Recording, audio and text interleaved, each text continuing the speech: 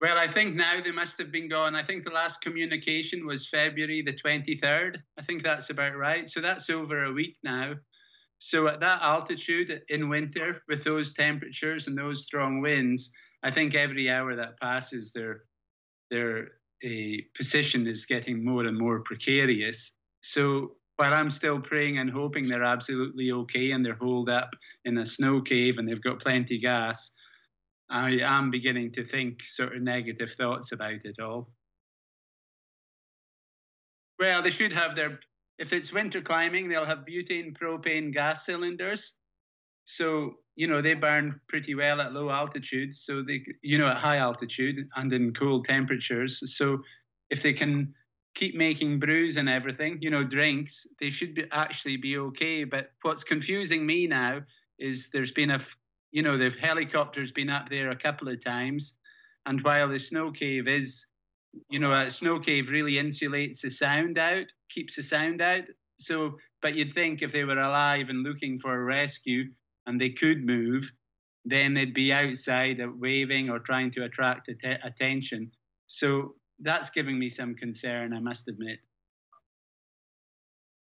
I wouldn't say that they're dangerous or they're take undue risks, at the level that they're climbing at.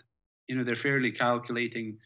I don't really know Tom really well. I knew his mother really well, and she was actually very, very careful.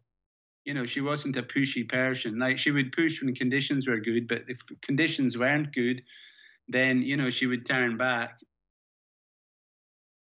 When I climbed with her in 1986 in the Lhotse Shar, we were trying to climb at that time, Middle Lhotse, which was the highest unclimbed peak in the world at that point, and we got stuck in a snow cave at about 7,000 meters, 6,800, and we were there for 3 or 4 days. And then after the storm went over, we pushed on, and Alison and I, we were roped together climbing up, but about half a rope lengths apart, with coils around our bodies. And, she turned around we stopped and looked at each other and went, the conditions aren't very good, are they? Let's get out of here.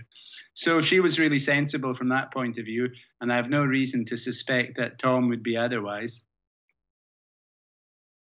I've climbed in the Himalayas in the summertime or in the normal seasons. I've not really tried in winter because I'm just terrified of losing my fingers because it's so cold.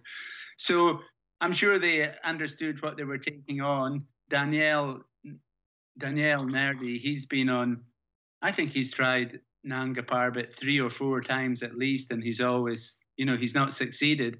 So I dare say he's getting quite anxious and wants to go and wants to push hard. But at the same time, if you're a sensible high altitude climber, you take your time.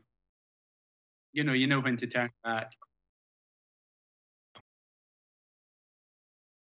Oh, I think people are getting really worried and very sad about the whole thing. Tom went to Lochaber School, which is over in Fort William, and he and his mother were, very popular